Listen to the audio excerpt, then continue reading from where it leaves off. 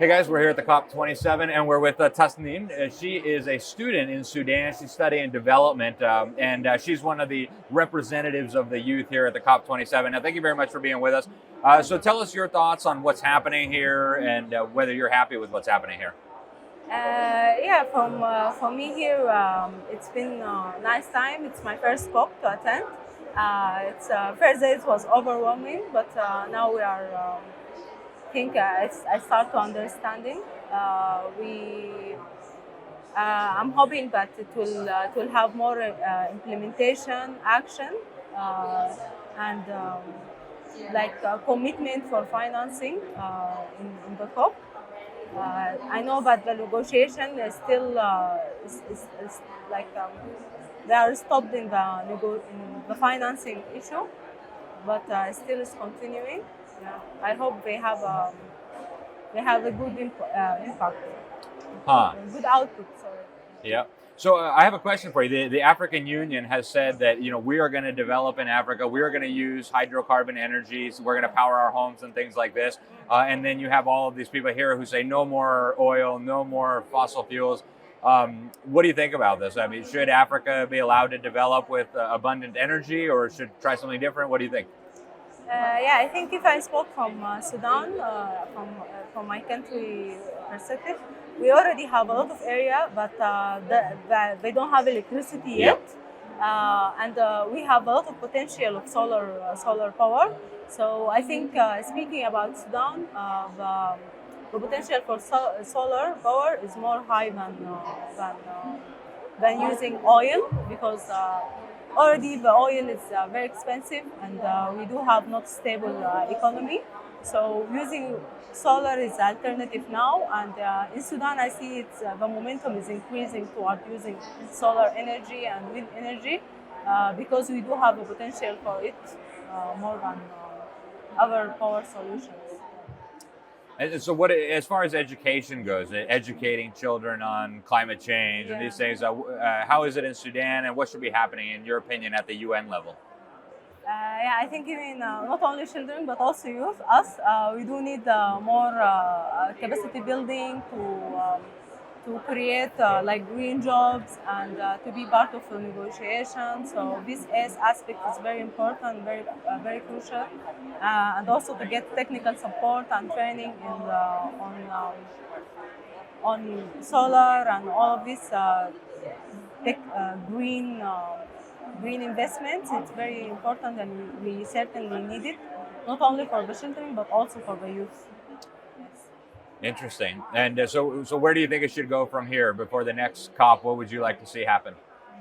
I heard him when President Joe Biden was here. He was speaking about financing training center or education center in Cairo. So I think this may be a good move. I hope it's get implemented before the next COP. And actually, I hope this center could lead the education and capacity building for youth in Africa. I think it meant to be here in Cairo, in Egypt. So it would be good if this really implemented before the next COP, and to have actions.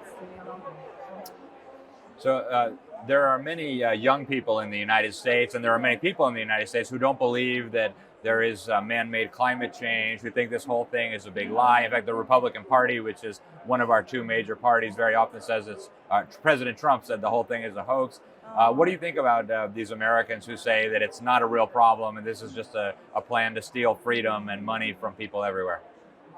Actually, in Sudan, we do have the same. Oh, okay. Yeah.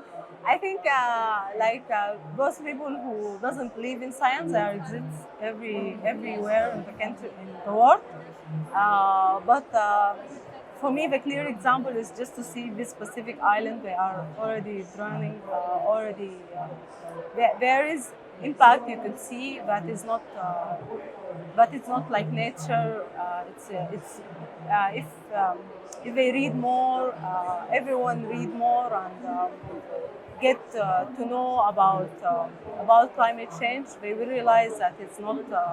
This is not like a scam or something. It's a real thing, especially when you talk to the people who they are affected with it. So in Sudan, for example, we do have farmers. They've been farming like for years. Now, in this last 3 years, they are seeing the impact. They are seeing that there is less rains. There are less what they say, less outcomes from from the farming. So I think just anyone who think it's wrong, they need to study more and read more. What was it that convinced you? How did you get involved? What was it that made you think this is real and it's something I have to fight for? So for me, I'm interested in politics. In Sudan, we do have protesting. We do have change in governments in the recent year. Yeah. If you are following. Yep. So for me, this was the first line of interest. But when I start actually studying the cause of conflicts, like in areas in the country, like therefore, I don't know, some other regions, Kassala, we do have IDBs, not because of conflict, but because of actually there is no enough rains in their areas. That's why they get displaced to other areas. And also there is conflicts between farmers and pastors. When I studied like what is the cause, you see that the original ways that the pastors were using, it get affected by the lack of rain. So that's why they are using other roads that could get them into conflict with the farmers. So this creates the conflict between them. So I start to see that climate change is really affecting, and we need to solve it just to have a sustainable peace and to have sustainable development in the communities in my country. So what do you think is the most important thing of sustainable development? And also for some Americans, they don't even know what this means. What is sustainable development and how should it be implemented? Yeah, sustainable development is from what I see is to develop your country without harming our generation future. We need to use the environment and to develop within the environment without harming it, without creating issues for our grandchildren, or like sometimes book I read, like you need to think 7 generations after you, so they could live in they could have developing like they could live in a developed nation, developed countries, and have the resources that they could live same as us. So that's my Very good. Well, that's all the questions I have. Is there anything else that I didn't ask about that you want to mention? Tell American children, American adults, anything you want to say to them? I don't Very There's good. nothing in my mind now. Okay. Well, thank you very much for your time. We appreciate it. Thank you so Nice much. to meet you. Yeah, thank you.